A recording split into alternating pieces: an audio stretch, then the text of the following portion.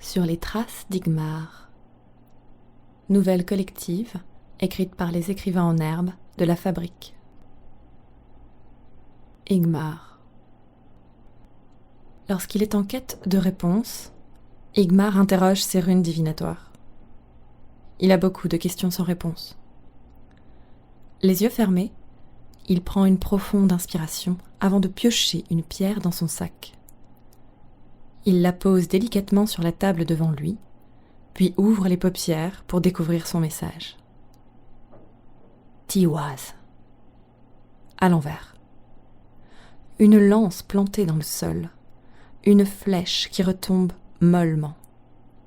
C'est la perte du courage, l'épée brisée, le guerrier soumis. Chapitre 1. Adeline. Welcome visitors. Le panneau illumine le royaume d'Adeline. Week-end, c'est le week-end, fredonne-t-elle en boucle. Toujours souriante, elle trône seule à son bureau, juste là, à droite de l'entrée. Devant elle, l'open space. Éclairée par des néons blafards, la moquette garde un souvenir ému de chaque jour ouvré depuis sa pause. Café maladroit, thé voltigeur, tonnerre récalcitrant, pot de départ, hiver enneigé, sandwich suicidaire. Le revêtement mural en fibre de verre, lui, ne doit son semblant de propreté qu'à une couche de peinture rapidement appliquée, juste avant la venue du grand directeur Europe et Asie, en 2018, pour les 20 ans de la branche Luxembourg. Seul rescapé de cet holocauste, une immense reproduction d'un Kandinsky, cadeau du dernier directeur pour le staff.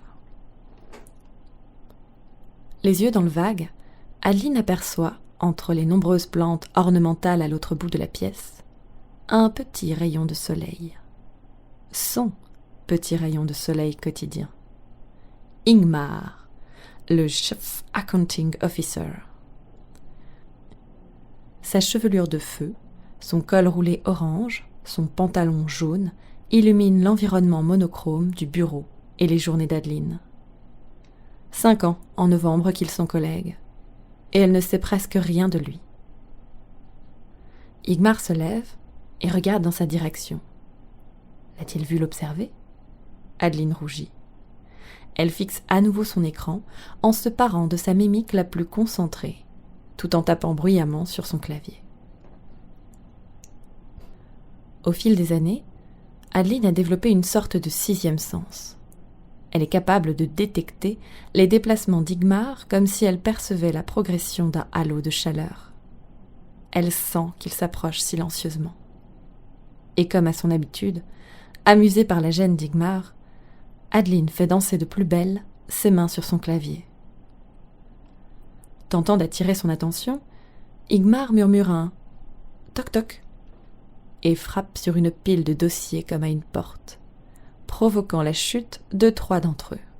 « Oh, je suis désolé, » balbutie Igmar. « Ce n'est pas grave, » coupe Adeline. « En quoi puis-je vous être utile, Igmar ?»« Vous avez l'air occupé, » bégaye-t-il, plié en 4 pour ramasser les classeurs sur la moquette. « Je peux repasser plus tard. » Adeline rit. « Plus tard ? Il est 18h23. Je suis officiellement en week-end depuis 23 minutes. Car j'ai pris mon vendredi, chantonne-t-elle. Igmar se relève. « Donc, badine-t-elle en croisant les jambes, je suis à votre entière disposition. » J'ai un souci avec une note de frais. Il fouille maladroitement dans sa poche pour trouver le justificatif. J'ai un ticket. Un ticket avec moi ? Non, pour la nouvelle calculatrice. La nouvelle calculatrice ? Vous voulez parler de Sarah, la nouvelle ORH, la directrice, conspiratrice, manipulatrice, pleine de vices ? Non, répond Igmar de plus en plus confus. La calculatrice, avec des touches, ajoute-t-il en mimant une calculette avec ses mains. Vous vous y connaissez, vous, en touches? Quoi? Pardon? Excusez-moi, j'ai pas compris la question. Adeline le regarde avec malice. Et si on finissait de parler de ça au Blue Monkey? Sans attendre de réponse, Adeline saisit son trench-coat, son sac, le bras d'un Higmar interloqué, puis le guide vers son bureau pour qu'il récupère son manteau et son parapluie. Elle secoue sa longue chevelure blonde et lui adresse un large sourire, celui qu'elle sait irrésistible. Adeline ferme à clé la grande porte en bois de la vieille maison de maître, siège de leur banque. Après avoir parcouru quelques ruelles dans le vieux Luxembourg, il s'arrête devant son bar. Adeline entre la première et se dirige vers une table à l'écart. Elle déclame le nom du dernier cocktail à la mode au serveur. Higmar, ne sachant pas ce qu'il est possible de commander dans ce genre d'endroit, bredouille qu'il aimerait bien voir la carte. Adeline prend les choses en main et lui commande un cocktail bien dosé. Pour briser la glace, elle vante les mérites du lieu, son côté chaleureux. Elle le connaît par cœur. « C'est un endroit spécial. J'avais envie de le partager avec quelqu'un d'important, » confie Adeline, espérant qu'Higmar soit sensible à l'allusion. Elle poursuit. « J'y ai travaillé 3 ans, en tant qu'étudiante. C'est là que j'ai rencontré le directeur de l'époque, qui m'a proposé le poste de réceptionniste à la banque. » Higmar reste muet, le nez dans son verre. « C'était une belle opportunité, je regrette pas. Il y a une bonne ambiance et ça m'a permis de rencontrer des collègues très sympathiques, » dit-elle en insistant sur le dernier mot. Adeline est attendrie par l'air embarrassé d'Higmar. Elle ne laisse pas le silence s'installer et lui demande, en le tutoyant, si la boisson est à son goût.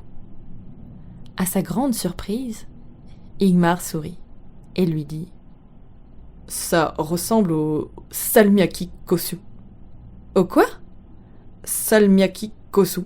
C'est finlandais. » Il enchaîne, lapidaire comme toujours. Je suis finlandais d'origine. Je suis venu ici tout petit. Avec mon père. Ma mère est morte, à ma naissance. Mes grands-parents habitaient ici. C'était plus simple, pour m'élever. Higmar ne regarde pas Adeline, juste quelques coups d'œil rapides. Adeline, elle, ne bouge plus, de peur d'interrompre cette fragile ouverture sur sa vie privée. Camouflage de timidité ou désir d'intimité, peu importe. Adeline savoure ce moment de confidence.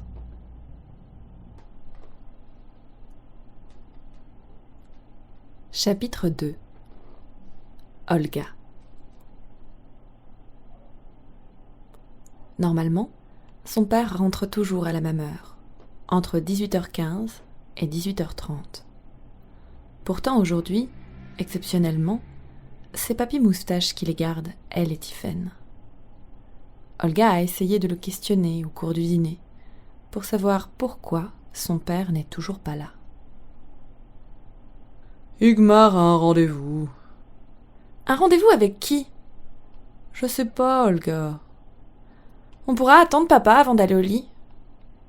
Pas s'il rentre trop tard, ma chérie. Olga n'en saura pas plus.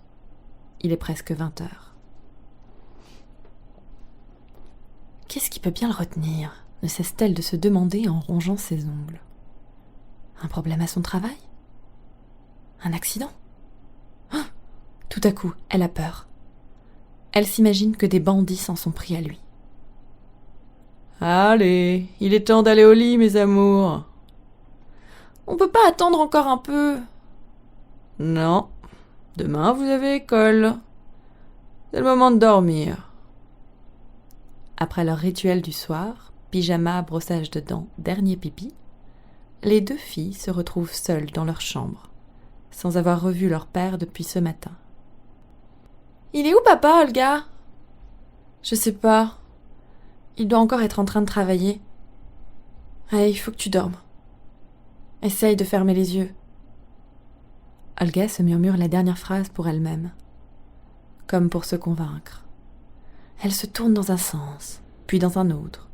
Elle enfouit sa tête sous l'oreiller, la ressort pour mieux respirer, s'allonge sur le ventre, se tortille, replie les jambes et finit presque par tomber du lit. Après un temps qui lui paraît interminable, elle entend ce bruit familier qui résonne sur le palier. Clac, clac, clac. Le bruit franc et régulier du parapluie. Un parapluie qui ne s'ouvre pas et que son père utilise comme une canne. Au loin, elle entend la voix grave de Papy Moustache. « Ton rendez-vous s'est bien passé, Igmar ? Je te laisse, les filles sont couchées. Merci. Bonne soirée, papa. » Le bruit de la porte d'entrée réveille Tiphaine. Assise sur le haut du lit superposé, Olga, tête en bas, observe sa sœur qui gémit. Olga sait bien ce que veut Tiphaine. C'est son doudou, Ursule. Alors, tentant le tout pour le tout, elle implore. « Papa, tu peux venir ?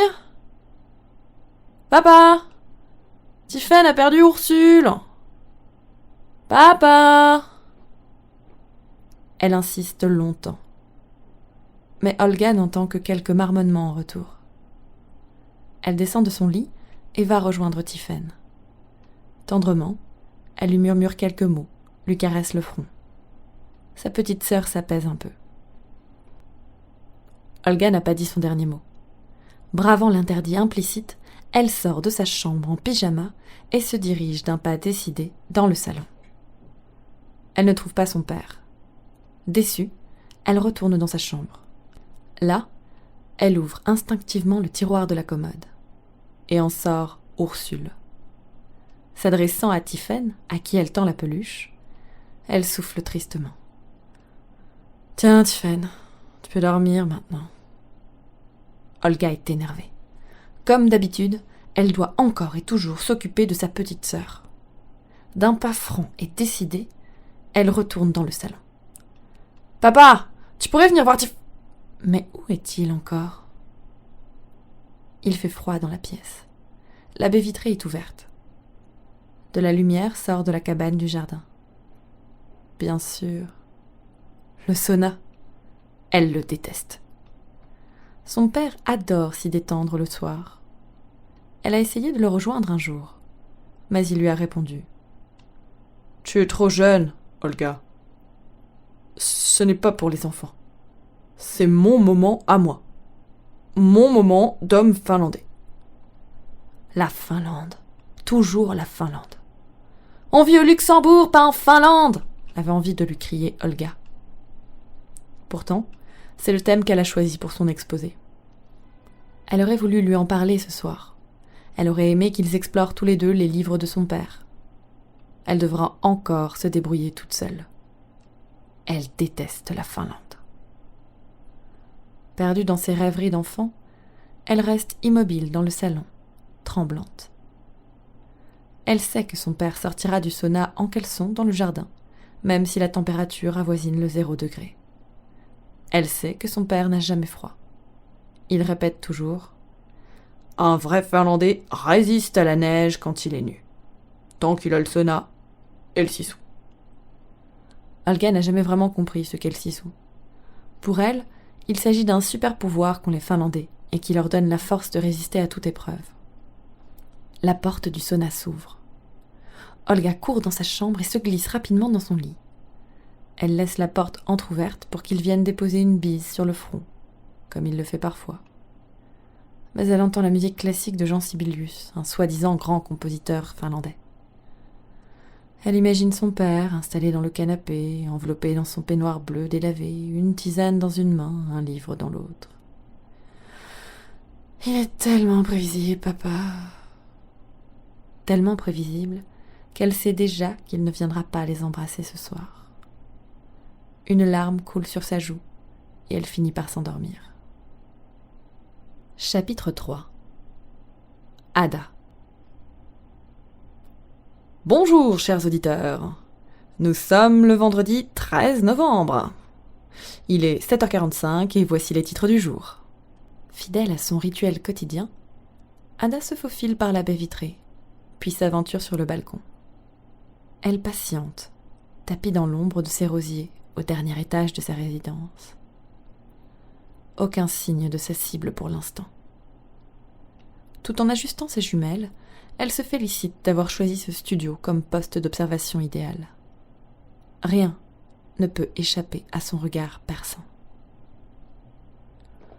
8h05, nous retrouvons Thierry Dupompré en direct du palais grand-ducal. Elle entend tout sauter un moteur dont le son lui est devenu familier. La voiture de sa cible apparaît à l'angle de la rue, puis avance sur le parking désert de l'école. Vite, vite, mon carnet. Le voilà enfin. L'automobile s'arrête précisément à l'endroit où il est interdit de stationner. Ada inscrit ses nouvelles informations dans son carnet. Mais comment peut-on être à ce point en retard chaque jour que Dieu fait ? La portière du conducteur s'ouvre. Un pied tente une sortie, mais la portière se rabat immédiatement sur lui. Elle en sourit, trépignant sur sa chaise. « Le ciel vous punit !» Ada se sert du caviar dans sa tasse en porcelaine, sans détourner les yeux de sa cible. Un pantin désarticulé s'extirpe du véhicule. Il replonge à l'intérieur et ressort en brandissant un parapluie. Ce fameux parapluie noir à la poignée d'ivoire. Bon sang, s'il n'y prend pas garde, il finira par se blesser. Deux petites têtes rousses sortent à leur tour de la voiture. Elles sont plus vives et sûrement davantage conscientes de leur retard que leur malheureux géniteur.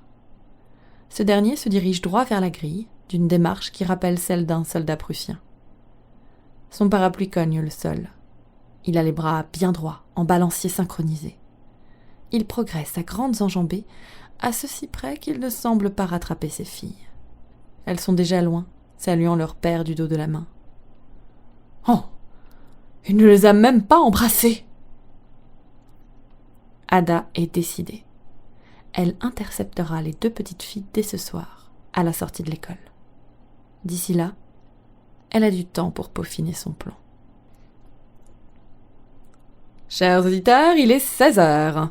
Tout de suite, l'éditorial de Pierre Hoffmann. Mistigris vient se frotter aux jambes d'Ada, pendant qu'elle baisse le volume du poste radio. L'horloge biologique de son chat est réglée comme du papier à musique. Elle se repositionne sur sa chaise pour observer la sortie de l'école. Il faut se hâter. Tous les enfants sont déjà rentrés chez eux avec leurs parents. Tous, sauf deux. Encore une fois, ce père brille par son absence. Ce doit être le genre d'individu capable d'arriver en retard à ses propres funérailles. Devant la grille, les deux filles attendent. Grand Dieu! C'est l'occasion rêvée.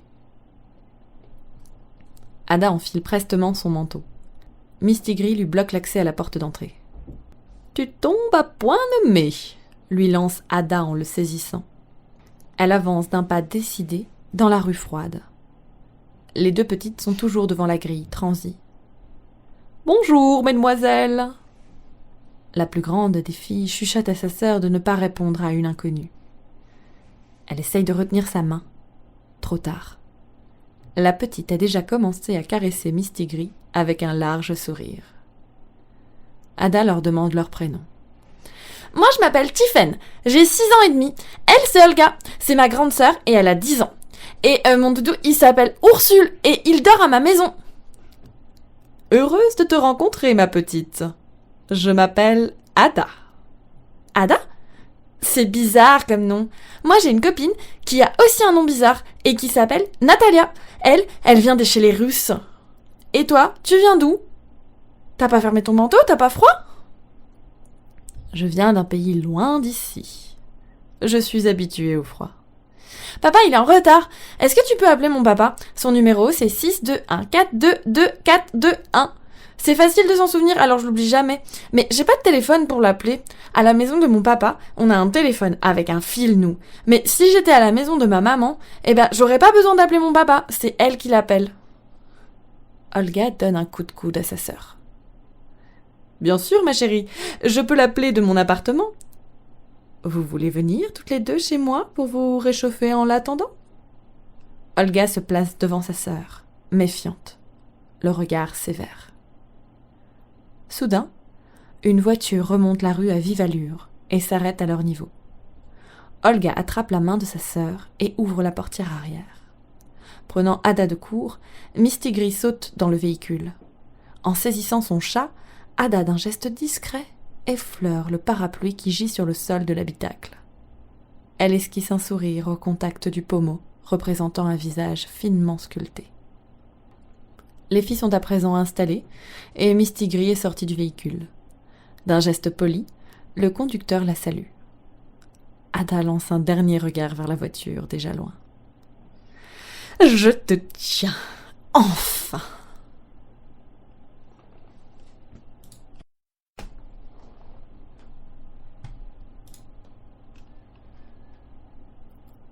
Chapitre 4. Mathilde. La maison est inanimée, silencieuse. Le calme avant la tempête. La vaisselle s'est accumulée dans l'évier, le frigo est vide. Le porte-manteau ne plie sous le poids d'aucune veste. La commode de l'entrée est en ordre. À l'étage, les chambres sont rangées. Un bureau bien organisé semble prêt à inviter des écolières consciencieuses à faire leurs devoirs. Dans la salle de bain, serviettes et brosses à dents attendent patiemment leur propriétaire.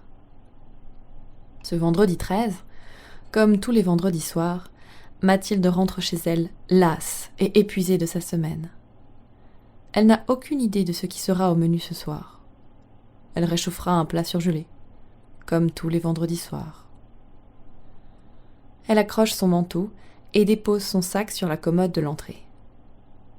Elle aperçoit son reflet dans le miroir. Ce n'est pas la Mathilde des grands jours. Ses yeux noisettes, d'ordinaire si rieurs, sont cernés.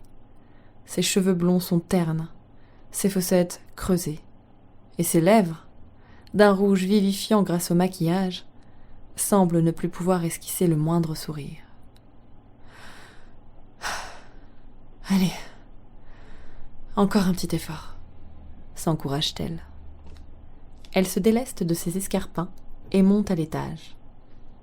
Elle sort de son dressing quelques vêtements plus confortables que le joli petit chemisier cintré qu'elle porte au bureau pour faire bonne impression. De toute façon, elle n'a personne à séduire ce soir, alors autant être à son aise. Elle en profite aussi pour ranger le roman à l'eau de rose qu'elle a commencé. Elle continuera sa lecture plus tard, quand elle le pourra.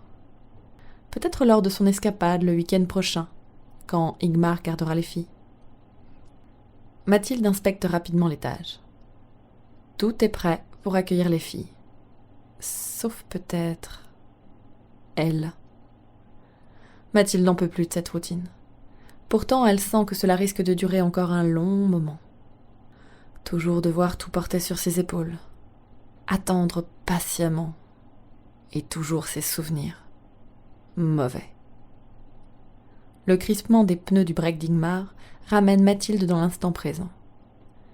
Depuis sa fenêtre, elle voit les filles sortir de la voiture, mal coiffées, comme à leur habitude quand elles reviennent de chez leur père. Elles cherchent leurs affaires.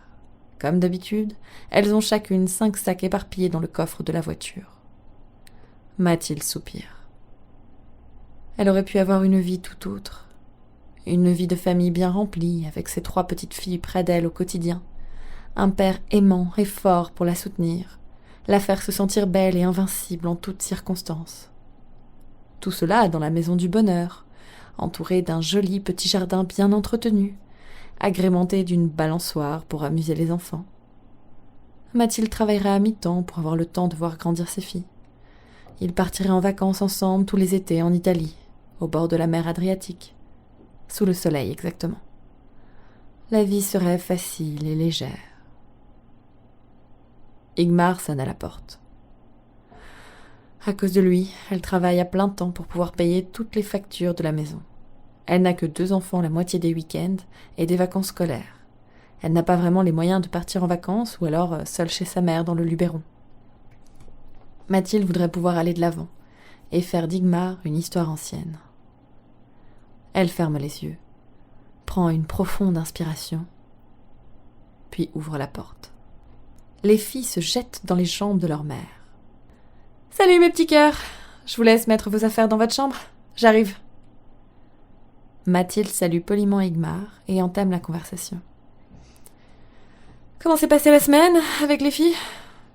À l'école, y a pas eu de problème? Oui, à l'école, comme d'habitude. Je ne crois pas qu'il y ait eu de problème. Tu leur demanderas. Ah, comme d'habitude.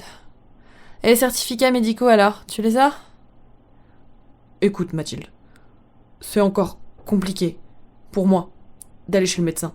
Je n'ai pas pu m'y rendre. C'est ce que je pensais, souffle-t-elle dans un soupir. Et tu crois que c'est plus facile pour moi, bien sûr. Mathilde se ronge les ongles. Elle ne peut s'empêcher de le dire. J'imagine donc que c'est encore plus difficile pour toi de prendre un stylo et de signer les papiers du divorce. Dis-moi, c'est encore trop prématuré pour toi, aussi? Sa voix s'éteint progressivement.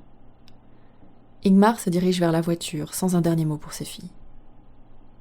Mathilde referme la porte avec soulagement. Elle tente de retrouver son sang-froid et se rappelle les bons conseils de sa mère. Ma chérie, tes filles n'y sont pour rien dans cette histoire. Tu ne dois pas leur en vouloir. Au contraire, tu dois les protéger au maximum. C'est elles qui vont t'aider à t'en sortir. Coucou maman, tu vas bien? S'écrient les filles depuis leur chambre. Ah, mes petits chats, je suis bien contente de vous revoir, répond Mathilde en déposant un baiser sur leur front. Elle les invite à venir s'installer dans la cuisine pour préparer le dîner. Tiphaine choisit le plat, Olga est à mettre la table, et Mathilde s'occupe de chauffer le dîner. Une fois installées à table, les filles racontent avec enthousiasme leur journée. Elles ont l'air plutôt joyeuses, et cela rassure Mathilde qui culpabilise toujours de la situation. « Est-ce que vous voudriez qu'on regarde un petit dessin animé ensemble ce soir ?» demande-t-elle.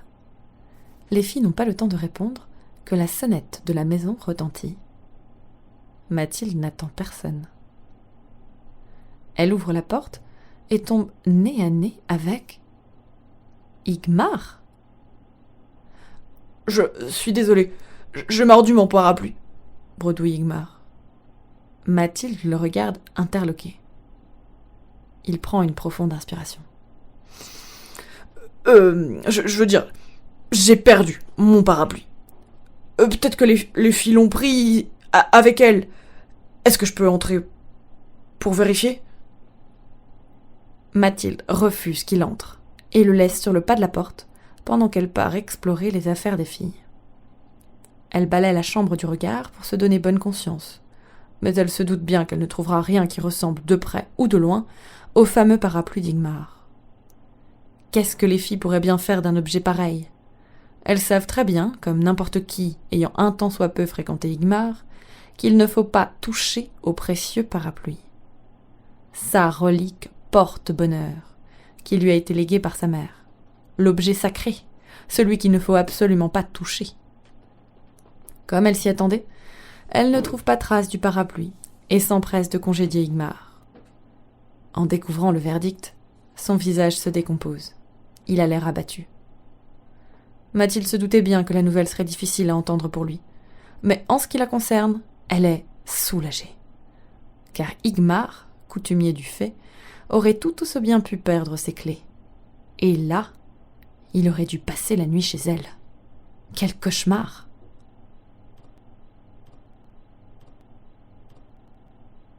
Igmar.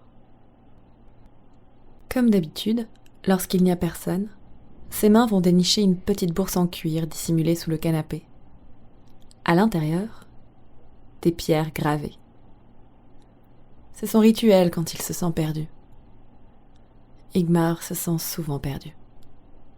Il pioche. Berkana. Le berceau. Elle annonce la naissance, la maternité. Chapitre 5. Adeline. Adeline lit et relit le message. « Salut Adeline, je suis dans ton bar. » Impensable. Igmar prend l'initiative d'un premier rendez-vous. Enfin, à sa façon, puisqu'il se trouve déjà sur place. « Envie que je te rejoigne ? » ? « Oui. 30 minutes. » Si un jour on avait dit à Adeline qu'elle n'aurait que 30 minutes pour se rendre à un rendez-vous romantique, elle l'aurait difficilement cru. Si on lui avait ajouté que c'est elle-même qui se fixerait ce délai, elle aurait dit « impossible ». Mais Ingmar, c'est Ingmar. Et entre la peur qu'il change d'avis si elle s'attarde trop, et surtout l'impatience de le voir, Adeline n'a donc que 30 minutes pour passer de sa tenue de combat Netflix, pyjama, popcorn et Häagen-Dazs à l'une de ces deux tenues de flibustière des cœurs. Décolleté jupe-botte ou robe perfecto escarpin. Finalement, ce sera jean t-shirt Stan Smith. Il lui faut 20 minutes de marche jusqu'au bar. Petit détail qu'elle oublie à chaque fois. Stan Smith, mais escarpin dans le sac quand même. Une chaussure à la main, le peigne dans l'autre. Elle finit de s'apprêter avant de claquer la porte de son appartement. Hors d'haleine, Adeline arrive devant le Blue Monkey. Elle remet ses cheveux en place, échange les tennis contre les escarpins, se pare d'un air aussi détendu que possible et franchit la porte. Ingmar est installé au même endroit que l'autre soir. Il n'a pas l'air de l'attendre. « Me voilà !» chantonne-t-elle. « Alors, on connaît les bonnes adresses ?» ajoute-t-elle d'une voix langoureuse. Ingmar pose un regard triste sur elle. Petite déception. Elle s'attendait à un accueil plus festif, un sourire ou un petit mot. La porte entr'ouverte par Ingmar sur son intimité la semaine passée s'est refermée. Adeline sent qu'elle va devoir redoubler d'ingéniosité pour franchir les remparts de cette forteresse nordique. Elle lance l'assaut directement. « C'est cool que tu m'aies envoyé un SMS. J'étais invitée à un vernissage, mais ça me branchait moyen. Ça fait plaisir de te voir. Avec le dit, on n'a pas pris un café ensemble depuis une éternité. C'est toujours la course en fin d'année. » Ingmar acquiesce de la tête, sans un mot. « J'aime bien cette période. Les préparatifs pour les fêtes, les décos dans les rues, le marché de Noël. T'aimes bien aussi ?» Ingmar répond par un sourire timide. Adeline voudrait un regard, une réaction. Alors elle poursuit. « Ah, tu as repris un Black Monkey. Quand je travaillais ici, j'en ai fait des tonnes. Il plaît beaucoup ce cocktail. Surtout, ne pas oublier les 2 gouttes d'Angostura. Pour l'amertume. Mais attention, pas une de plus, sinon c'est foutu. » Ingmar lève la tête et d'une voix fatiguée murmure. « Oui, ça me fait penser au salmiakki kosu, c'est... » Adeline n'ose pas lui dire qu'il l'a déjà évoqué la dernière fois. Ingmar a l'air de s'en rendre compte, puisqu'il suspend sa phrase avant de reprendre. « En fait, c'est mon grand-père. Il aimait bien boire un verre de cet alcool. Le soir. Histoire de se rappeler le pays. Tous les deux, on a partagé ce plaisir. Dans notre famille, c'est une tradition. On en boit avec les personnes qui nous sont chères. » Adeline se réjouit. Ingmar a prononcé plus d'une phrase, et il boit en sa compagnie un Black Monkey. Un cocktail plein de signification pour lui. Aurait-elle franchi une première muraille ? Un son strident vient interrompre la joie d'Adeline. Elle avait oublié. La soirée concert au Blue Monkey, c'est ce soir. Toute conversation va devenir impossible. Elle décide de prendre les choses en main. « On ne va plus s'entendre ici. Si tu veux, on va chez moi. J'ai de quoi faire du Blue Monkey. Tu m'en diras des nouvelles. » Elle n'attend pas sa réponse, se lève et lui tend sa veste. Béni soit ce groupe qui lui fournit une excuse rêvée pour inviter Ingmar dans son repère. Le trottoir en travaux offre à Adeline une nouvelle opportunité.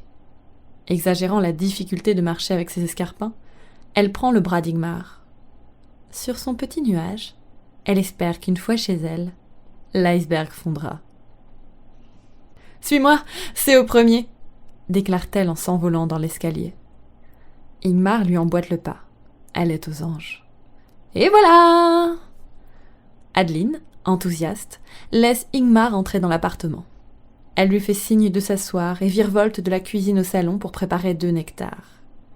Il esquisse un léger sourire, s'installe sur le bord du canapé et fixe la nuit à travers la fenêtre du salon.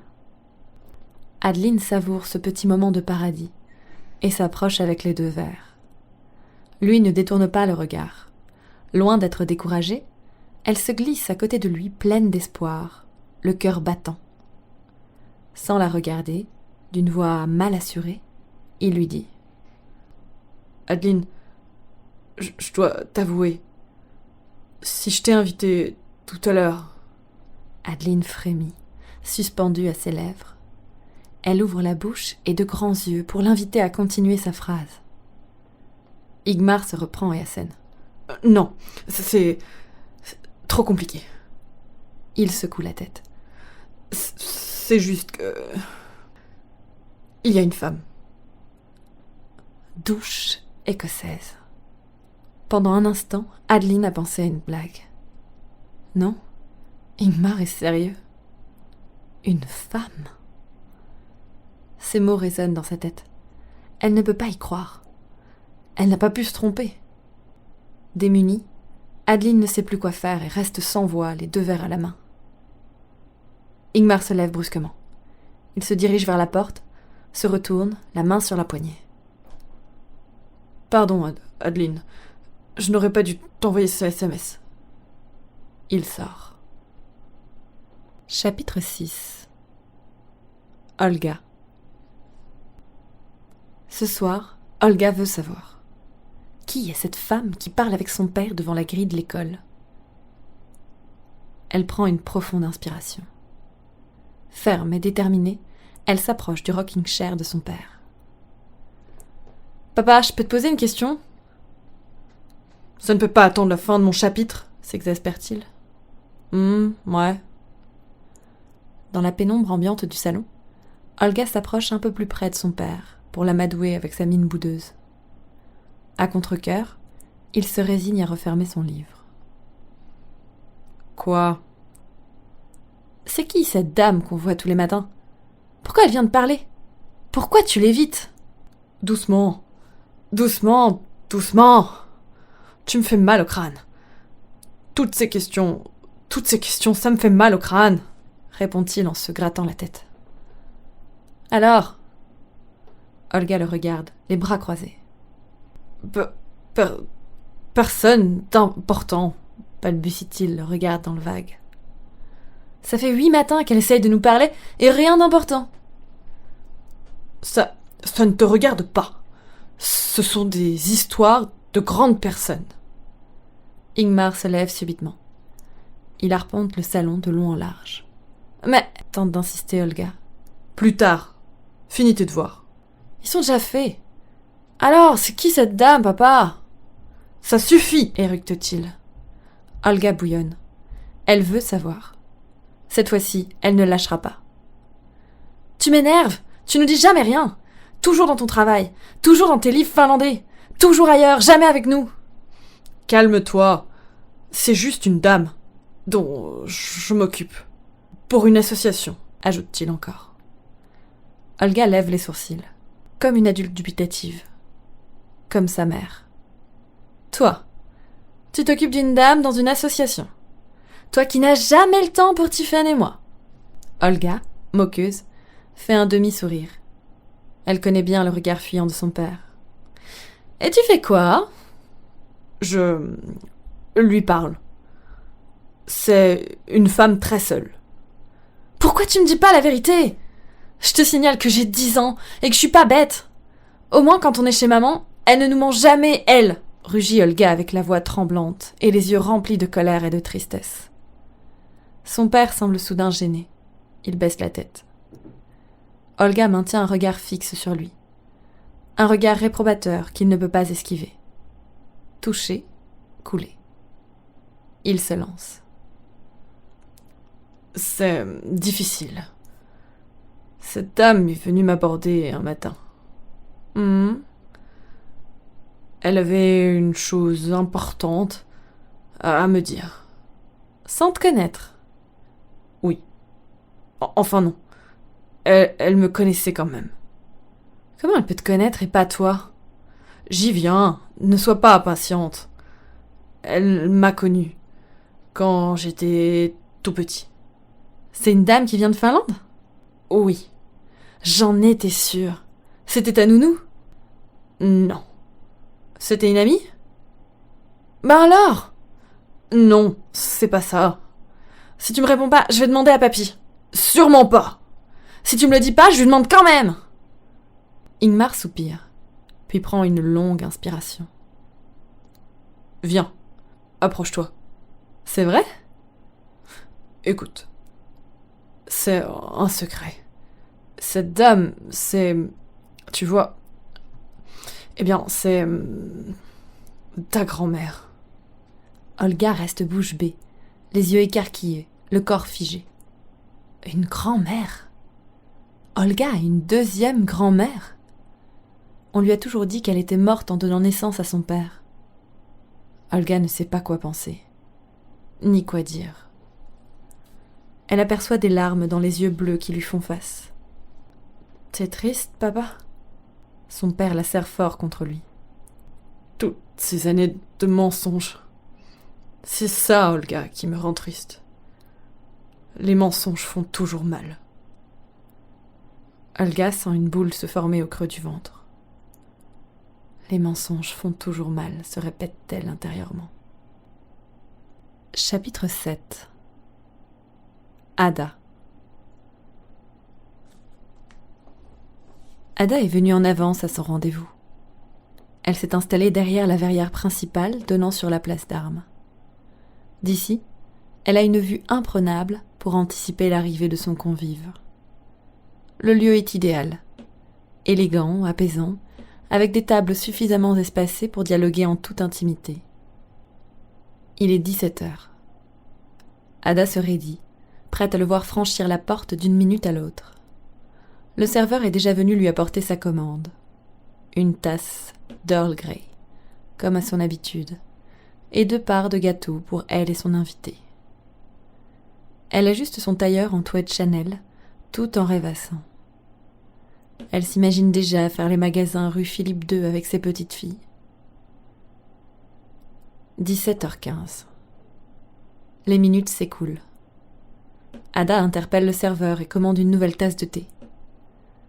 Elle regarde autour d'elle, puis sort un mouchoir en feutrine pour dépoussiérer sa montre en or. Enfin, elle l'aperçoit. Sa silhouette filiforme gesticule vivement en faisant plusieurs fois le tour de la place, tel un automate désarticulé. Ada se raccroche à sa tasse à présent vide. Elle lance un regard décontenancé au serveur qui lui répond d'un sourire poli. Le nom du salon de thé est pourtant inscrit sur la façade en lettres noires capitales. Le soleil l'aveuglerait-il ? Le retardataire se décide finalement à franchir la porte. Il se dirige droit vers Ada, tout en ignorant le serveur. Encore absorbé par son périple, il s'assied. Les lèvres d'Ada se crispent dans un sourire forcé. « Mon cher Ingmar, nous voici enfin. J'ai bien cru attendre une éternité. »« Bonjour, Ada. Je vous prie de m'excuser. » Ingmar se tourne vers la main posée sur son épaule. C'est le serveur. Il hésite, puis tend son manteau. « Mon cher Ingmar, nous voilà enfin réunis. » Ada s'interrompt. Elle sent qu'Ingmar n'est pas à son écoute. Il fouille frénétiquement ses poches, pose son portable sur la table et fixe son interlocutrice d'un regard vide, avant de prendre la parole. « Je crois que... Votre Earl Grey, madame. » Le serveur sourit à Ada et dévisage Ingmar avant de s'éloigner. Ce dernier grimace à la vue des pâtisseries devant lui. 2 masses brunes surplombées d'un dôme blanc fondu. Les gâteaux nagent à présent dans leur assiette de porcelaine. « Je nous ai commandé 2 gâteaux noix de pécan et chantilly. Un délice. Vous allez adorer, Ingmar. » Non. Ada, le visage fermé, prend une profonde inspiration nasale. Il s'agit pourtant du gâteau préféré de son père. Si Ingmar est déçu à cause de la crème chantilly fondue, il ne peut s'en prendre qu'à lui-même. 30 minutes de retard et il fait le difficile. Un comble. Ingmar malaxe ses cuisses de manière incongrue. Ada relance la conversation. Alors, Igmar, dites-m'en plus. Comment vont-elles? Elles me font bien moins mal aujourd'hui. Mon kiné m'a conseillé de les malaxer. Alors Je parlais de vos filles, voyons. Et savez-vous ce qu'elles font en ce moment? Bah non. Est-ce que vous savez au moins où elles se trouvent? C'est mon père qui les garde. Mais quelle importance! Quelle importance! Ada manque de s'étrangler avec son gâteau. Voyons, Igmar, vous ne vous souciez donc jamais de vos filles? Vous êtes leur père, que diable! Igmar se redresse dans son fauteuil, la regarde droit dans les yeux et lui assène. Je suis un père à l'image de la mère que j'ai eue. Ada se fige quelques secondes. Feignant n'avoir rien entendu, elle s'enquiert d'une voix mielleuse. J'imagine que vous en avez la garde toute la semaine? Oui, c'est exact. Comme je me réjouis de notre rencontre. Les yeux d'Igmar s'écarquillent. Il bredouille. Eh bien, j'avais hésité à venir, mais j'ai des questions. J'ai rédigé une liste. Laissez-moi là. Voyons, Igmar, je parlais de rencontrer mes petites filles. Les hommes sont-ils voués à ne pas comprendre ce que les femmes veulent? Ada savoure l'effet de sa répartie. Igmar, écarlate, finit par sortir de sa torpeur. Vous non plus, vous ne me comprenez pas! Impassible, Ada enchaîne. Je sais ce qui est important pour elle. Igmar, le visage désormais cramoisi, peine à prendre ses inspirations. Soudain, il toise son interlocutrice et explose. Ça suffit! De quel droit pouvez-vous juger ma relation avec mes filles? Moi, mes filles, je les ai élevées, je les protège. Pour elles, vous n'êtes qu'une inconnue. Pourquoi devrais-je vous les présenter? Ada fronce les sourcils. Son regard est réprobateur. C'est celui d'une mère qui gronde un fils capricieux.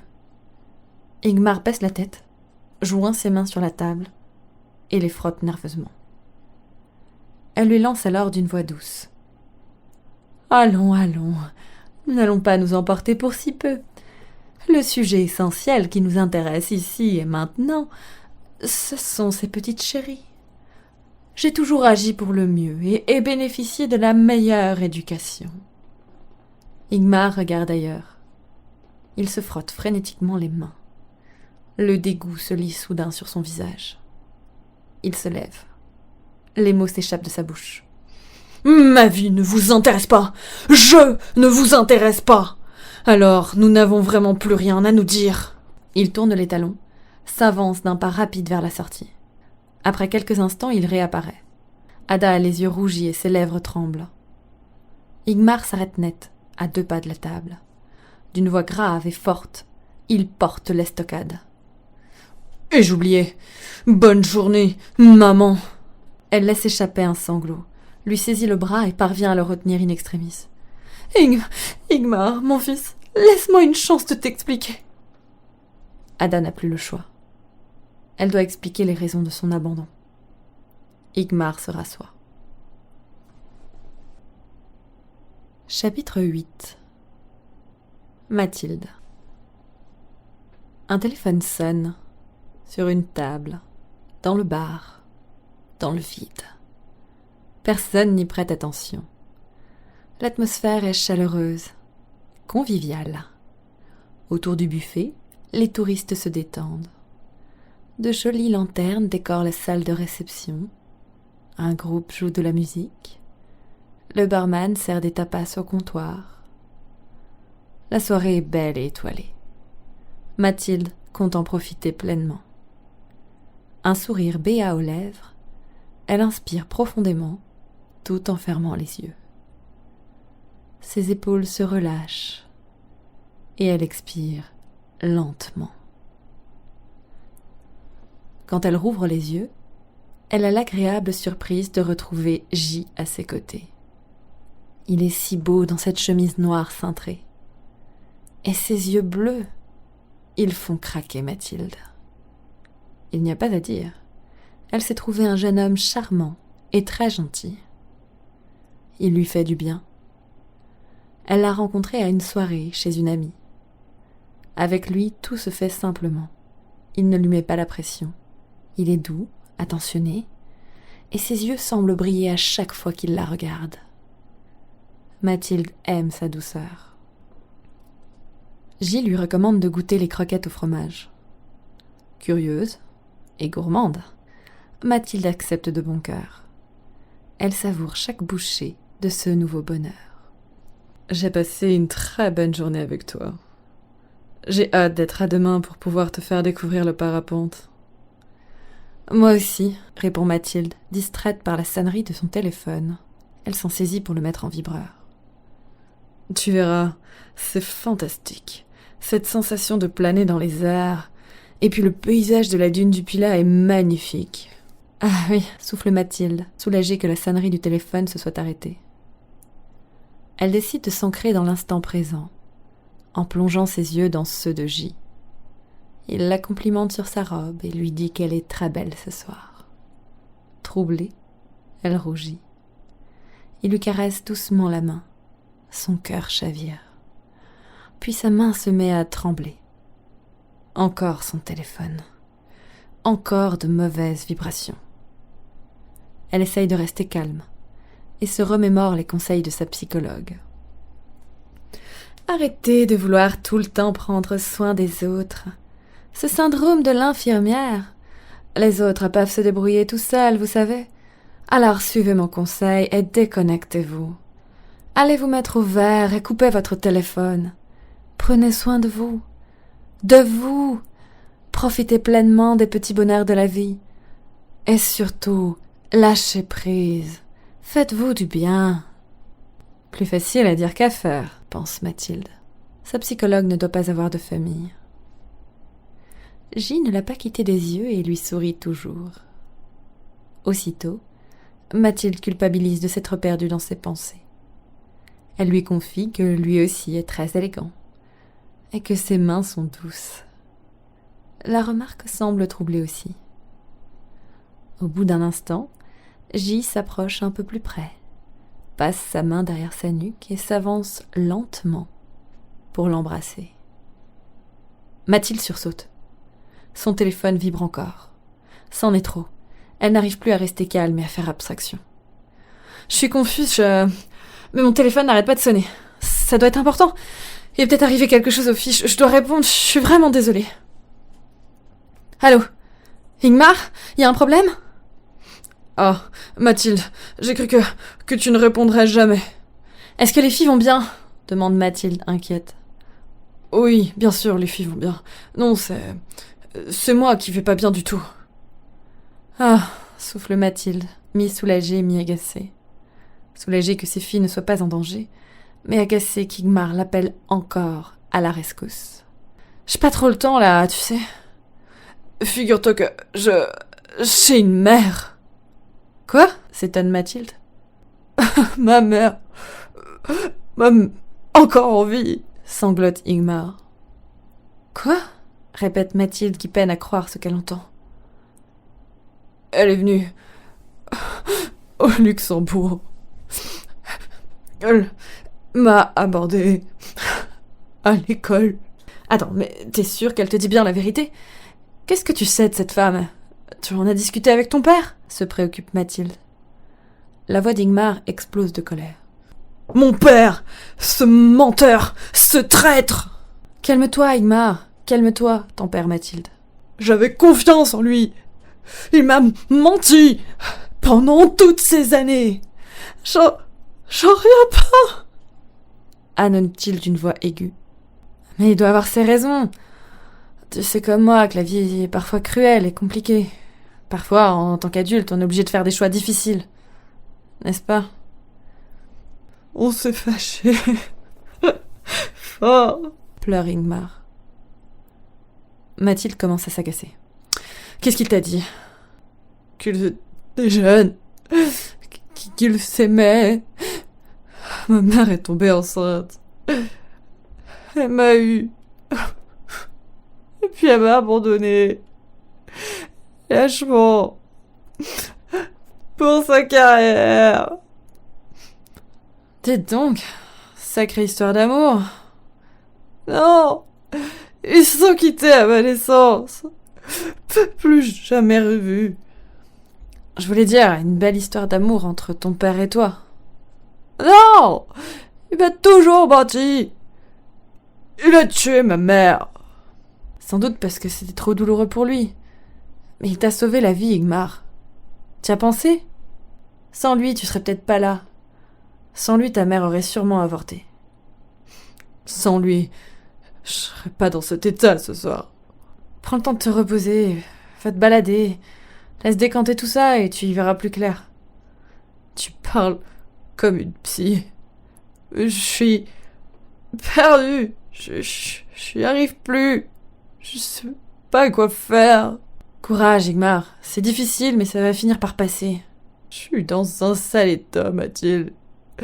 Je peux pas m'occuper des filles. Pas comme ça.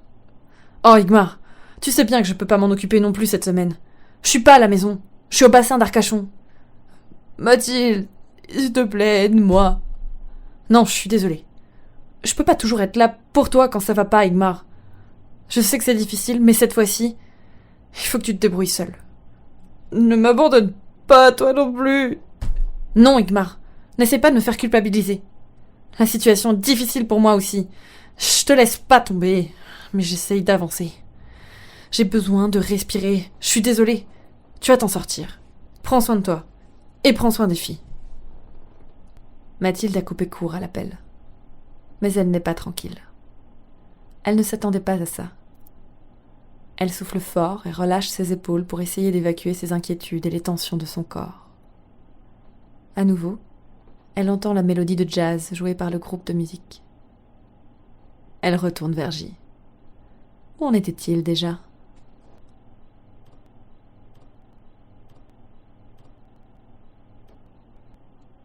Igmar. Ces petits tirages, ces rituels, ne sont que des façons de donner du sens au chaos. Pour Igmar, rien n'a de sens. Tout est chaos. Il cherche, sans y croire, des réponses dans son sac de cuir. Encore une fois, il pioche la rune qui aura la responsabilité de le guider, de l'aider, de choisir sa vie pour lui. Raido. La roue du chariot. Elle annonce le changement. Chapitre 9. Adeline.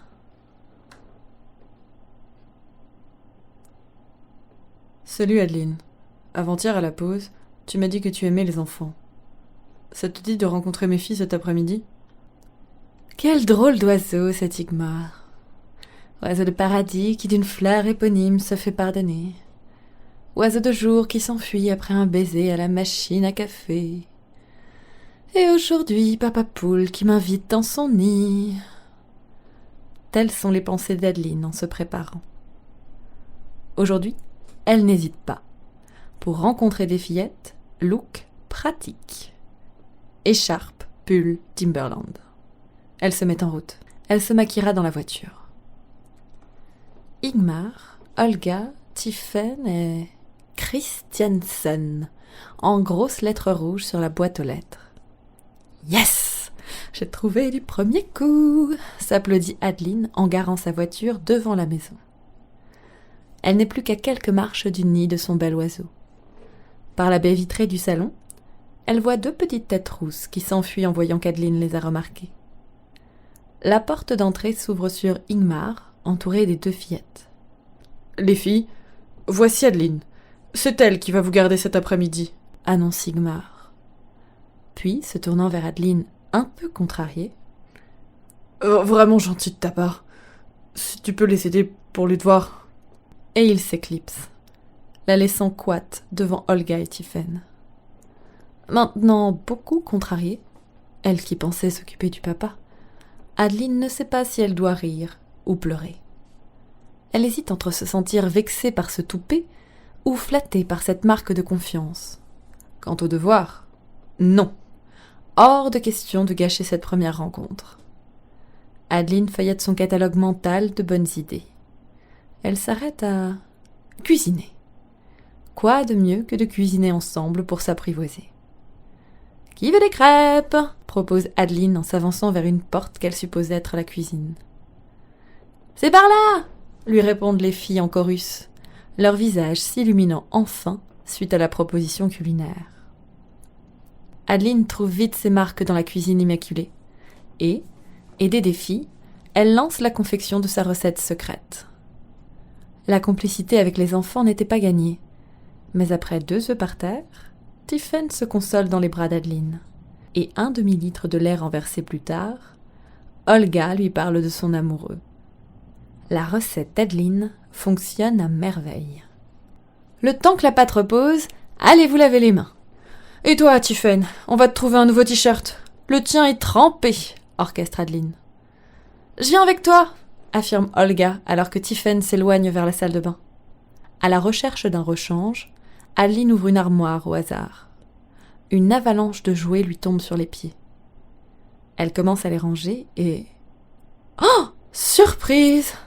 Sous un tas de peluches, elle découvre le parapluie d'Ingmar. Adeline s'apprête à crier « J'ai retrouvé le parapluie de votre père !» quand elle comprend qu'il a certainement été caché par les filles.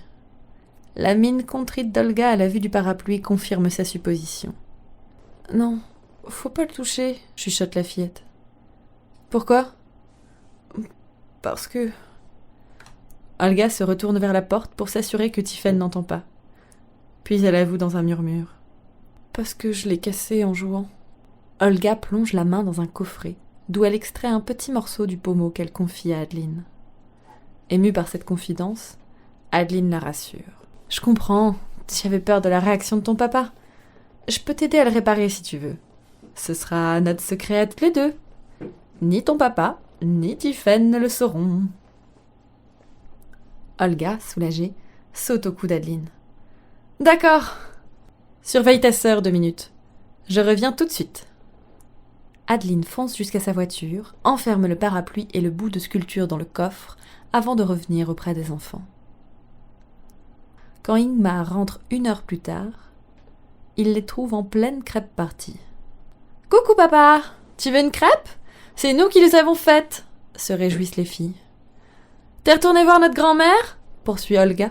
« Non. »« Pourquoi ? » ?»« Vous avez fait vos devoirs ?» coupe Ingmar. « Allez dans vos chambres. Je vais venir vérifier. »« Mais » tente Olga. Adeline assiste à la scène sans mot dire. Une fois les enfants éloignés, elle questionne Ingmar. « La grand-mère dont parle Olga, c'est la personne avec qui tu avais rendez-vous hier. Cette fameuse femme qui est entrée dans ta vie et dont tu ne sais pas quoi faire. » J'ai pas envie d'en parler. Elle sait que le sujet est épineux, car ils en ont déjà discuté. Mais elle ose. Que toi tu veuilles pas en parler, c'est une chose. Mais tes filles devraient avoir le droit de l'évoquer et de la rencontrer. Pense-y. Elles n'ont pas à subir ta rancœur. Ingmar ne répond pas, mais se contente de fixer le sol. Adeline n'insiste pas. Elle sait qu'il cogite. Chapitre 10. Olga. Olga partage son goûter avec sa sœur et sa nouvelle grand-mère autour d'une vieille table en bois. Tandis que Tiphaine dévore une brioche finlandaise à la cannelle, Olga épie cette vieille femme prénommée Ada. Elle ne touche pas à son assiette.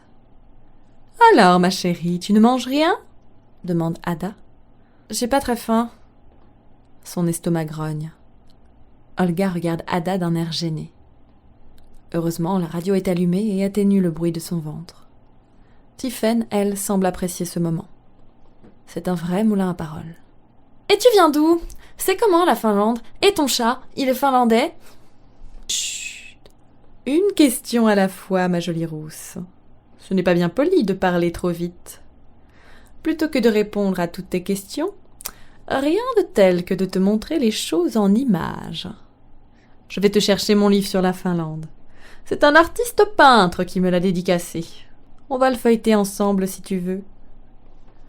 Olga jette un œil furtivement sur le livre. Elle se lève afin d'examiner la pièce dans laquelle elle se trouve. Plusieurs meubles en bois sont présents, tous presque identiques. Sur une étagère, une statuette en ivoire montre une femme rayonnante au milieu des vagues. C'est qui cette femme ? Demande Olga. C'est Ilmatar, une grande déesse finnoise, répond Ada, un sourire aux lèvres. Ah, cette statuette rappelle à Olga le pommeau du parapluie de son père. Se sentant coupable, elle détourne le regard vers les rosiers du balcon et aperçoit, juste derrière, une cour d'école avec un arbre au milieu. Leur cour d'école. Olga s'avance et trouve une paire de jumelles sur le rebord de la fenêtre. « Pourquoi tu vois notre école de chez toi ?»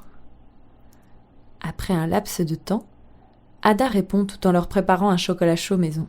« Je vous observais depuis un moment, avant de pouvoir faire votre rencontre. »« Ah ouais. Et depuis combien de temps ?»« Environ 3 mois. »« Tu nous espionnais ?»« Non, je voulais me rapprocher de vous et mieux vous connaître.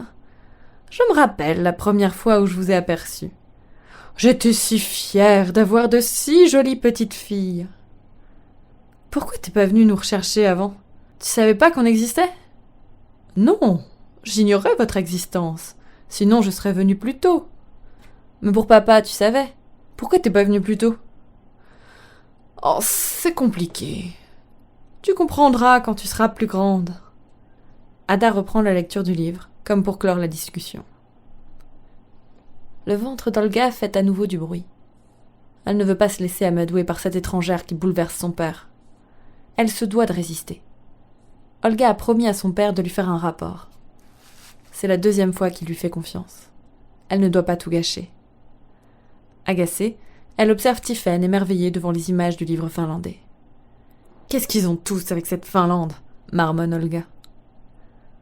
L'odeur de cannelle et de sucre lui titille les narines. Discrètement, elle dérobe un morceau de brioche. Ada et Tiffen, plongés dans leur livre, ne remarquent rien. Un délicieux parfum chocolaté envahit la pièce. Olga ne résiste plus. C'est sa boisson préférée.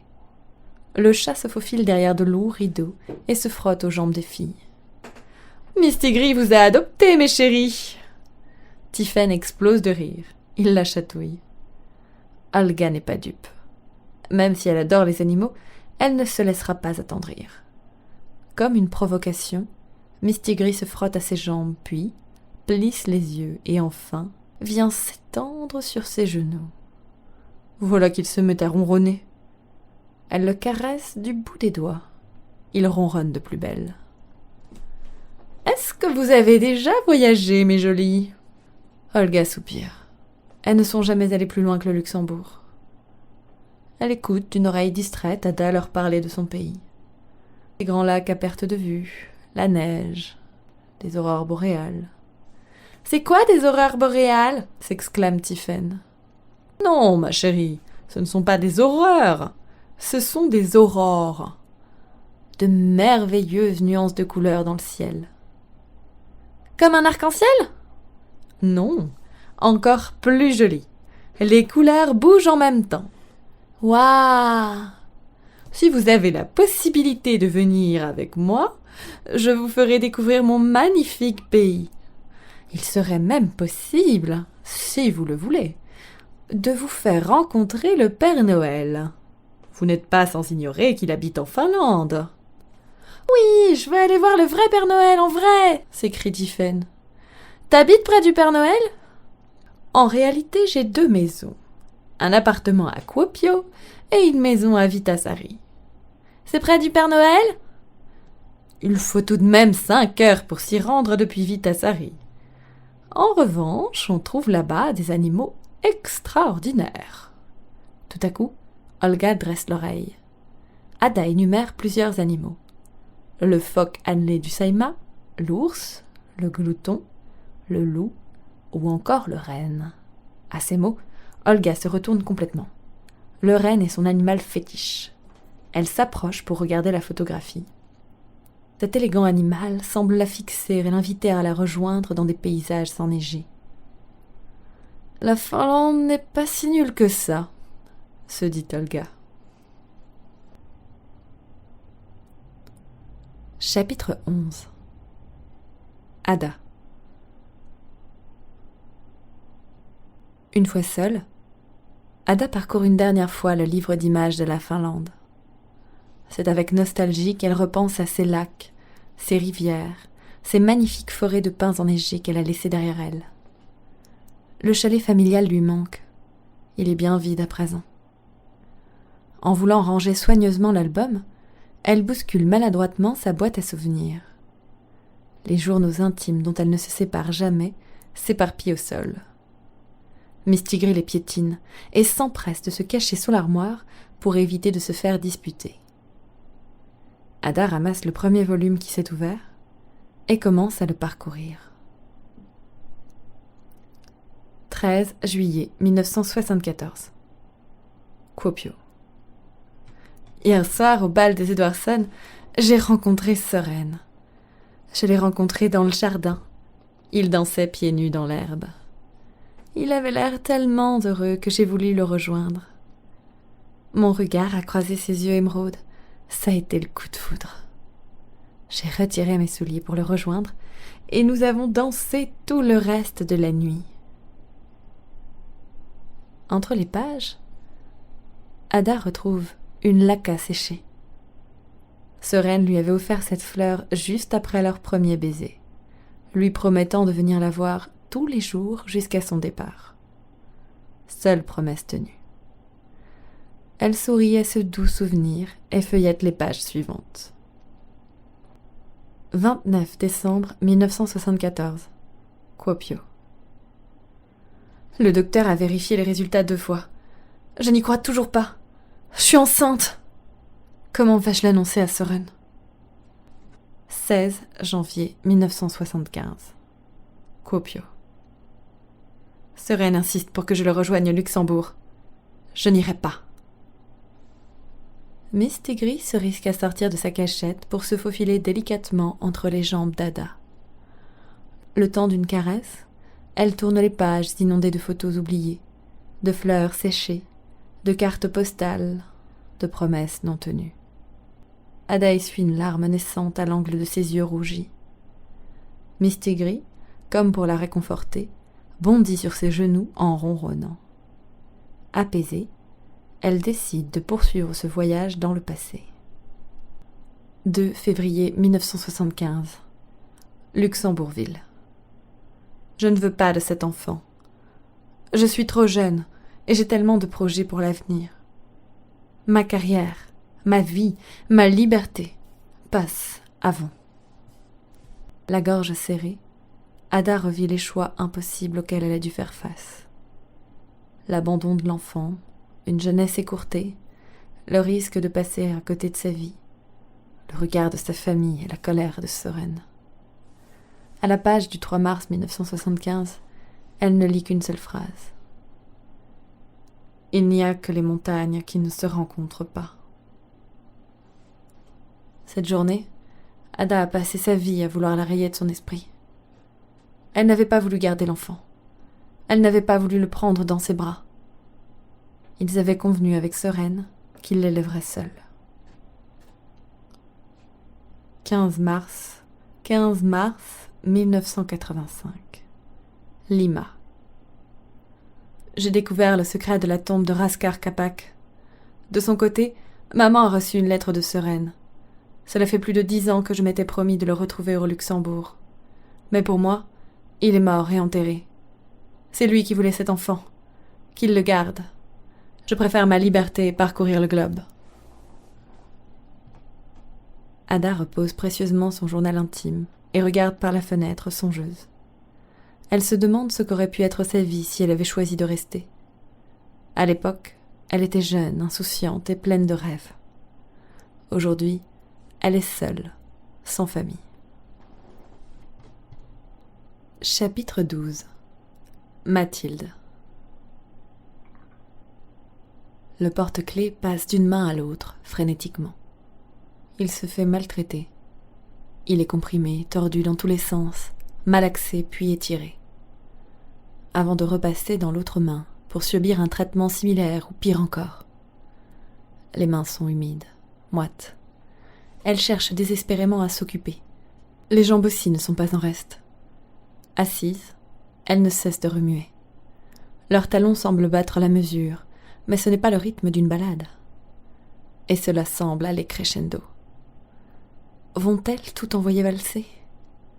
La nervosité est palpable. Le stress est à son comble. Madame Christiansen. Mathilde se lève et range le porte-clés dans son sac. Elle traverse la salle d'attente pour venir s'installer dans la pièce indiquée par la propriétaire des lieux. L'appartement est cossu. Vieux parquet en bois qui grince, belle hauteur sous plafond, moulure, âtre de cheminée.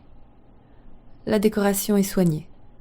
Quelques peintures épurées et des sculptures minimalistes garnissent la pièce. Une bibliothèque remplie d'ouvrages s'étale fièrement sur tout un mur. Au centre de la pièce, 2 fauteuils se font face. Mathilde et sa psychologue s'y installent. Cela fait quelque temps que Mathilde n'est pas venue consulter. Pourtant, elle se sent déjà apaisée rien qu'en ayant franchi la porte. Sa psychologue lui a toujours fait cet effet. Elle a quelque chose de rassurant avec ses cheveux courts, poivre et sel, et sa voix douce et posée. Ses conseils rationnels et son absence de jugement avaient été d'un grand secours pour Mathilde et Igmar lorsqu'ils ont dû faire face à la perte de leur 3e enfant. Puis ils se sont séparés et Mathilde s'est accrochée à ces séances. Elles sont pour elle un endroit où évacuer ses peurs, une impulsion pour aller de l'avant et un espace qui la libère de sa culpabilité, surtout vis-à-vis de ses filles. L'entretien commence et Mathilde s'épanche sur la difficulté de sa relation avec Igmar, la garde partagée des filles et le fait que le divorce ne soit pas toujours prononcé, ce qui l'empêche d'aller de l'avant, malgré le début d'une nouvelle relation amoureuse. La psychologue l'interrompt. « Je comprends. Mais tout cela n'est pas nouveau. Venez-en au fait. Qu'est-ce qui vous tracasse vraiment actuellement ?» Très bien. Il se trouve qu'Igmar, toujours lui, se posait beaucoup de questions sur son identité et ses origines finlandaises. Récemment, il a appris l'existence de sa mère, qu'il croyait morte à sa naissance. Il s'est rapproché d'elle et les filles qui s'adaptent si vite aux nouvelles situations commencent à apprécier cette femme que je ne connais pas. Maintenant, il est même question d'un voyage en Finlande. Les filles n'arrêtent pas de m'en parler. Elles ont réussi à convaincre Igmar de partir là-bas pour les vacances de Noël. D'accord. Et qu'est-ce qui vous gêne exactement ? Je trouve que cela va un peu vite. Cette femme est une étrangère. Et Igmar est encore affecté par rapport à tout ça. Voudrait partir 2 semaines là-bas. Mais laisser les filles partir aussi loin pendant aussi longtemps et pour les vacances de Noël en plus, avec une inconnue, et leur père sensible et instable, comment vous dire ? Ça me rassure pas vraiment. Je vois. Qu'envisagez-vous de faire alors ? Justement, je sais pas trop. Je veux pas punir les filles et les priver de ce voyage. Elles n'y sont pour rien et elles semblent tellement enthousiastes, tellement impatientes. Et puis, Igmar est leur père. Donc, si je comprends bien, celle qui vous pose problème, c'est la mère d'Igmar. Vous n'avez pas confiance ? Oh, c'est vrai, je suis méfiante vis-à-vis d'elle. Et pourquoi ne vous inspire-t-elle pas confiance, cette femme ? Et avez-vous réfléchi ? Je crois que je suis méfiante parce qu'elle a décidé d'abandonner son enfant. Et j'ai du mal à comprendre ce choix. Si j'avais pu faire quoi que ce soit pour sauver notre dernier enfant, je l'aurais fait. Malheureusement, on ne pouvait rien faire. Alors elle a délibérément choisi de laisser partir son enfant, sans se soucier de ce qu'il allait devenir. Et c'est seulement maintenant qu'elle se réveille et tout à coup elle veut se rapprocher de son fils. Ou plutôt de ses petites filles. Mes filles. Je trouve ça suspect. Bien sûr. Vous pourriez peut-être demander à la rencontrer pour évoquer ces questions avec elle et faire connaissance. Ou alors je pourrais partir en Finlande, fêter Noël avec eux pour m'assurer que tout va bien et veiller sur mes filles. C'est une autre option, plus engageante, et qui risque de faire perdurer votre lien avec Igmar. Ouais, c'est vrai. D'un autre côté, ce serait l'occasion pour moi de partir en vacances, loin d'ici, pour un budget raisonnable, et de découvrir un nouveau pays. Surtout, ce serait l'occasion pour moi de passer les fêtes avec mes filles. Peut-être aussi que ce voyage est une étape nécessaire pour Igmar, Il aura sans doute besoin de soutien. Il risque d'être fragilisé. Ce serait peut-être bien que je l'accompagne pour l'aider. Intéressant. Je croyais que vous vouliez lâcher prise, mettre de la distance entre vous et Igmar. Ce serait justement l'occasion. Il a un projet personnel et il semble entouré par des personnes proches dans ce projet. Oui, mais les filles... Je m'inquiète tout de même pour elles. Ne m'avez-vous pas dit qu'elle faisait preuve d'une incroyable capacité d'adaptation à toutes les situations ? C'était vrai. C'est bien ce que Mathilde avait dit et elle le pensait sincèrement. Cette dernière remarque la pousse dans ses retranchements. Son regard se fixe sur la fenêtre pour mieux réfléchir, peser le pour et le contre. C'est sa manière à elle de faire le point, d'y voir plus clair. Depuis qu'elle consulte, elle a toujours procédé ainsi pour prendre les décisions les plus importantes pour son avenir. Ici, dans ce cabinet. Il en irait de même aujourd'hui.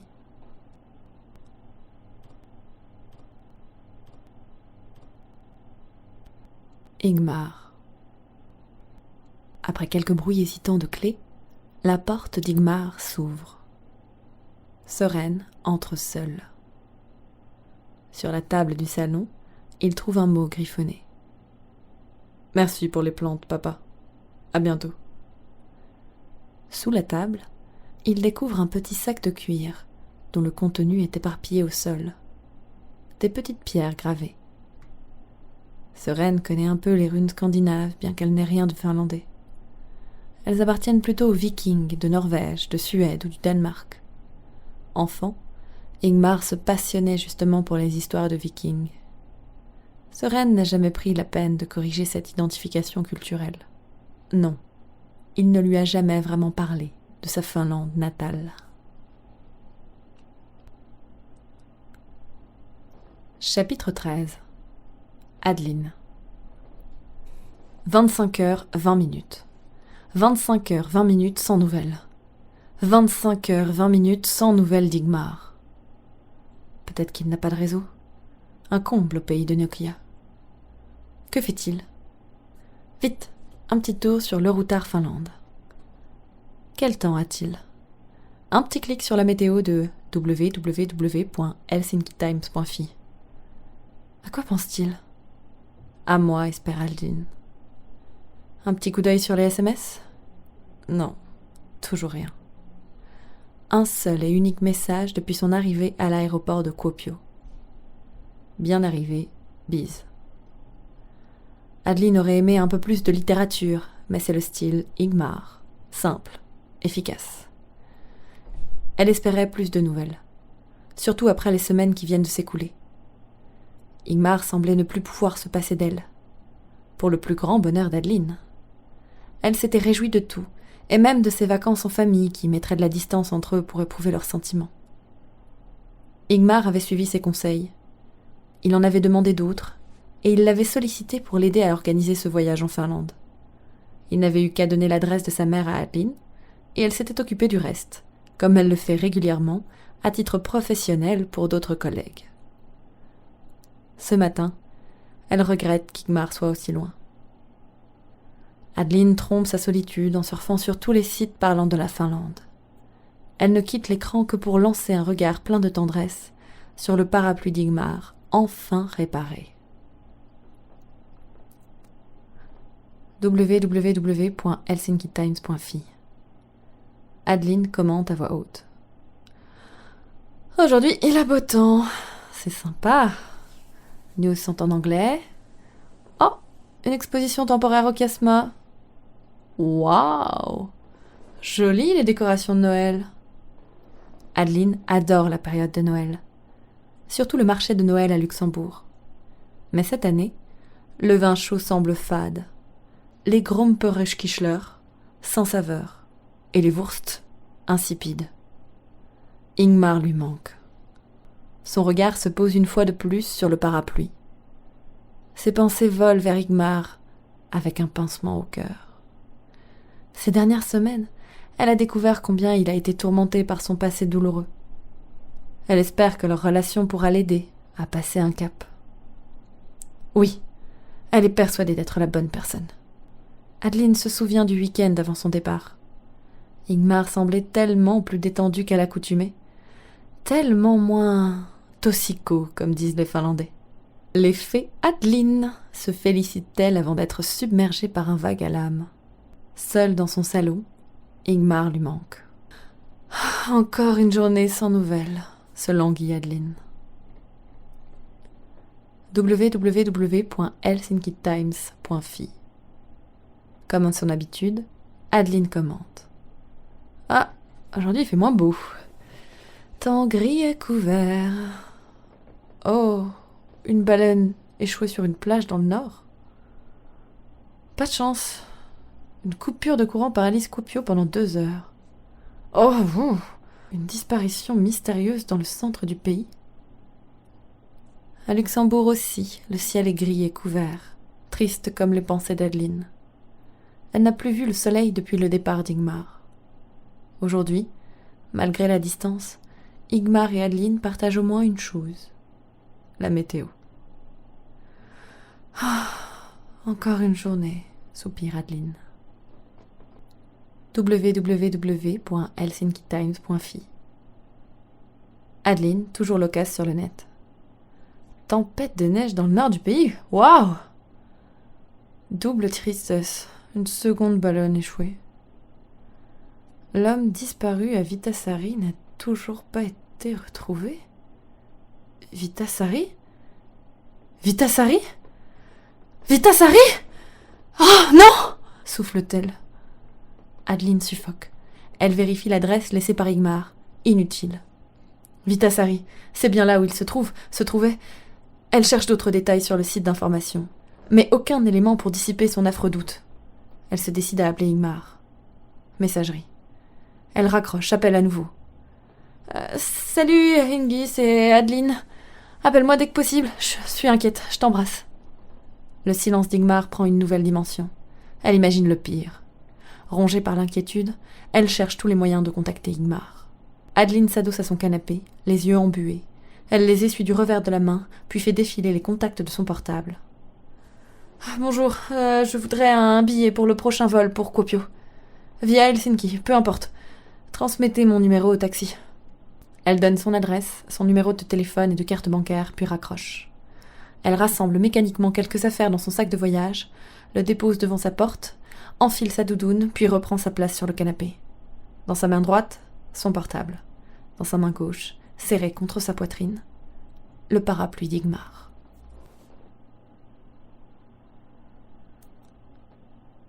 Chapitre 14. Olga. Une brique, 2 briques, 3 briques. Depuis un certain temps, Olga poursuit la construction de l'igloo toute seule. Elle s'applique et avance vite. De cette manière, quand son père reviendra, il sera fier d'elle. Le Luxembourg lui paraît si lointain. Alors qu'elle hésitait à venir ici, maintenant elle voudrait ne plus repartir de cet endroit magnifique. Le lac borde la maison de vacances d'Ada. Les arbres qui entourent sa propriété les coupent du monde. Comment a-t-elle pu détester la Finlande à ce point? C'est le pays du bonheur. Elle adore la Finlande. Elle voudrait rester longtemps dans cette maison avec sa famille. Olga tourne sur elle-même sous la neige, puis se jette à terre et fait un ange avec ses bras et ses jambes. Elle ouvre la bouche pour goûter les flocons. Heureuse, elle se rappelle tous les bons souvenirs depuis son arrivée ici. La nature, les batailles de neige avec Tiffen, le gâteau Panukaku d'Ada, les animaux sauvages, les rennes, le temps passé avec sa famille, notamment son père et sa mère, à nouveau réunis en vacances. C'est tellement magique qu'elle pourrait encore croire au Père Noël. Elle récupère la neige de son ange et continue l'igloo. 1 brique, 2 briques, 3 briques. Son père avait eu une très bonne idée. Quoi de mieux que de bâtir un igloo? Il avait tout prévu ce matin. Bâton, cordelette, pelle. Et en début d'après-midi, il avait proposé de débuter la construction. Tiffen avait préféré faire des gâteaux avec leur mère et Ada. Olga, elle, s'était habillée chaudement pour suivre son père dans la neige. À 2, ils se sont révélés extrêmement efficaces. En 1 demi-heure, les fondations étaient posées. Au bout d'1 heure, un véritable mur était érigé. jusqu'à ce que son père trébuche sur la pelle et fasse tomber une partie de l'églou. « On va mettre du temps à finir si t'es aussi maladroit !» s'était esclaffée Olga. « Qui a mis la pelle ici ?»« C'est toi !»« Ah oui, t'as raison !» s'était amusé son père. Puis il a décrété qu'ils avaient besoin d'une scie. Depuis, Olga continue la construction toute seule. Une brique, 2 briques, et encore 3 briques. Elle empile machinalement les blocs, puis relève la tête. Il avait dit 5 minutes. Ses mains sont de plus en plus froides malgré ses gants. Le soleil décline et le silence lui pèse à présent. En levant les yeux, seules les ombres des arbres la cernent. Elle l'appelle. « Papa ?» Pas de réponse. La cabane à outils est de l'autre côté du parc. Olga décide d'aller chercher son père. Elle suit ses traces dans la neige. De bon en bon, elle s'amuse à sauter dedans. Elle s'imagine être un chevreuil gambadant dans la nature. 1 saut, 2 sauts, 3. Elle aperçoit tout à coup une petite tache rouge dans la neige. 1 tache, 2 taches, 3 taches. Son cœur s'emballe, ses jambes flageolent. Un bruit résonne au loin, un hurlement lugubre. Olga crie. Son père ne se serait-il pas fait attaquer par une bête sauvage ?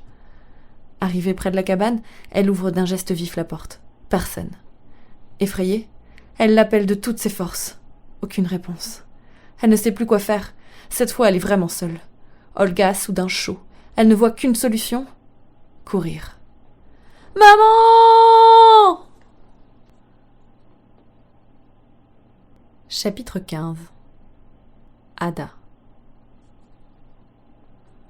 Olga surgit dans la cuisine en criant, interrompant le conciliabule entre Mathilde et Ada. « Maman !» La petite sanglote. Je retournais, papa, plus là. Ada l'interrompt sèchement. Du calme, jeune fille. Il faut savoir faire preuve de sang-froid en toutes circonstances. Articule et prononce une phrase correcte, s'il te plaît. Mathilde, quant à elle, s'accroupit face à Olga dans un sourire rassurant qui l'encourage à parler. Papa est parti vers la cabane. Il n'est pas revenu. Et quand je l'ai cherché, j'ai vu du sang par terre là-bas. Restez ici avec votre grand-mère. Je vais voir ce qui se passe. Déjà, les 2 petites chippies échappent à la vigilance d'Ada pour s'élancer à la suite de Mathilde. Ada se résout à les suivre. Une fois arrivée à proximité de la cabane, elle se retrouve face à la scène décrite par Olga. « Tu vois, c'est là l'étage. Il est où, papa ?» Ingmar n'est pas là. Il semble bel et bien disparu, laissant derrière lui du sang frais qui s'imbibe dans la neige. Plusieurs traces de pas jonchent le sol, comme si plusieurs personnes étaient parties avec précipitation. Pour ne rien arranger, il recommence à neiger et la nuit tombe. Ada s'inquiète. Certaines disparitions se sont dernièrement produites dans la région.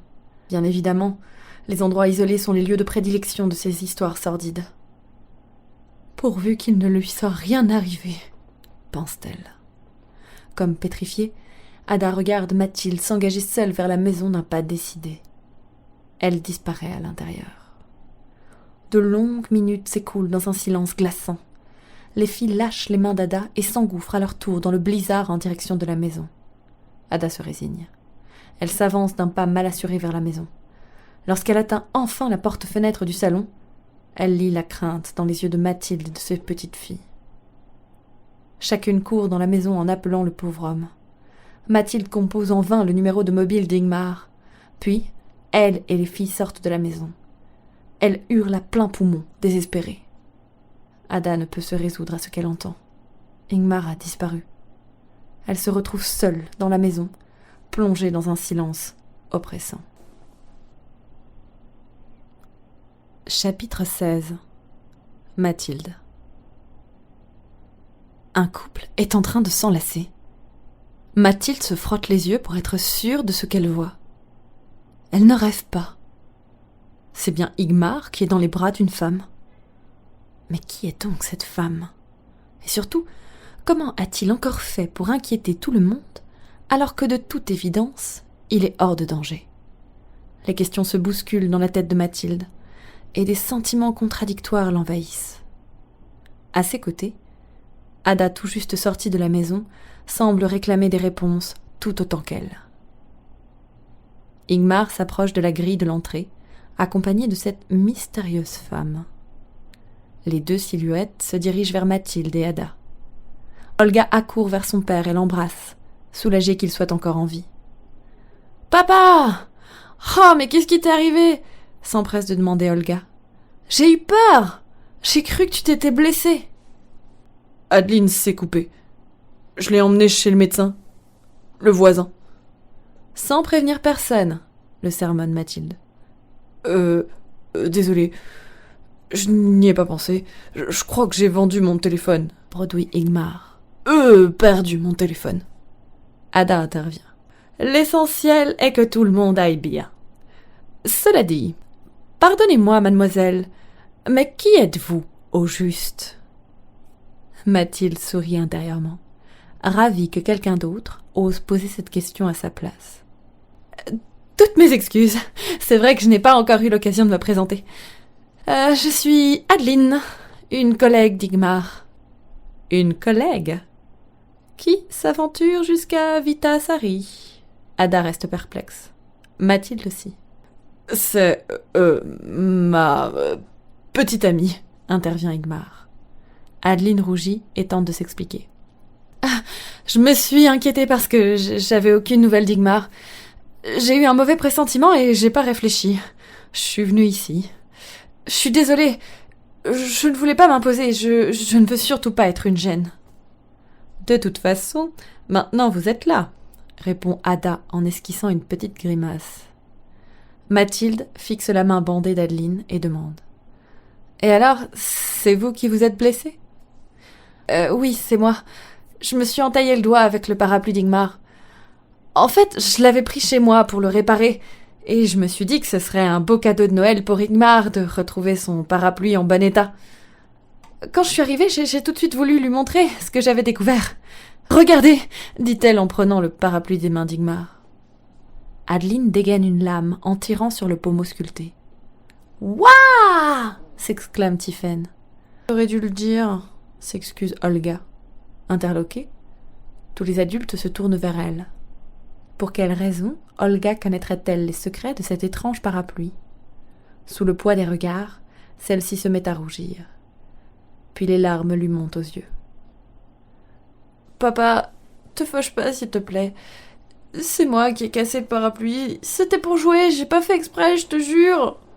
Mathilde s'accroupit et la prend dans ses bras pour la consoler, tandis qu'Ingmar la rassure. « Ne t'inquiète pas, Olga. Je l'ai retrouvé. C'est tout ce qui compte. » Ada s'empare de l'objet et déclare. « Ce parapluie épais était une lubie de mon père. C'est lui qui me l'a offert. Il fut un temps, d'ailleurs, où je m'en servais dans la rue pour me défendre. »« Oui, c'est le parapluie porte-bonheur que tu m'as légué. Je le garde précieusement avec moi, » explique Ingmar. « Pardon ? Ai-je bien entendu ? Le porte-bonheur ?» demande Ada, le ton plein d'ironie. « C'est ce que papa m'a toujours dit. Cela vient de ta mère. Ce parapluie est un porte-bonheur. Prends-en le plus grand soin. » Sacré Soren. Il a toujours tout compris de travers. Avec le temps, j'avais pris de l'assurance et je ne ressentais plus le besoin de m'être armée pour me défendre dans la rue. C'est Soren qui aimait bien ce parapluie. Lorsque j'étais enceinte, il trouvait que je ressemblais à Ilmatar, la déesse sculptée sur le pommeau. Vous savez, la déesse de l'air et de la nature, celle qui, fécondée par l'eau, a créé le monde et donné naissance au premier homme. Mais moi, je n'ai jamais trop aimé la mythologie, et encore moins être enceinte. Alors, je lui ai dit « Ce parapluie, je le porte en horreur. Prends-le, moi je n'en ferai rien. » À ces mots, Ingmar semble décontenancé. Une fois de plus, un pilier de son existence vient d'être mis à mal. Mathilde, qui n'avait jamais porté ce parapluie dans son cœur, décide de s'en saisir pour l'observer de plus près. Elle l'avait toujours trouvé grotesque et ne s'y était jamais vraiment intéressée. Mais à bien y regarder, il est vrai que la sculpture a quelque chose de fascinant. Cette déesse, quintessence de la maternité, apparaît comme une femme à la fois puissante et libre. Une femme telle que Mathilde s'est sentie l'être quand elle était enceinte. Forte et épanouie, entourée de ses 2 filles et d'Igmar qui veillait sur elle. C'était une période douce, ponctuée de moments heureux. En se remémorant ses souvenirs, Mathilde se sent reconnaissante. Emplie de bienveillance et le visage serein, elle tend le parapluie à Igmar. Penaud, il le détaille une énième fois sous toutes ses coutures. Puis, contre toute attente, il plante son précieux parapluie dans le sol. Igmar regarde Adeline et se met à rire. D'un rire contagieux qui gagne le cœur de tout le monde. Depuis quand Mathilde n'avait-elle pas entendu ce rire ? Elle ne sait plus. La seule chose dont elle est sûre, c'est que pour une fois, Igmar semble être à sa place. Ancré dans l'instant présent. Revenir sur les traces de son passé l'a métamorphosé. Igmar rayonne. Il regarde une à une les femmes qui l'entourent, puis il enlace Adeline, prêt à embrasser ce nouvel avenir.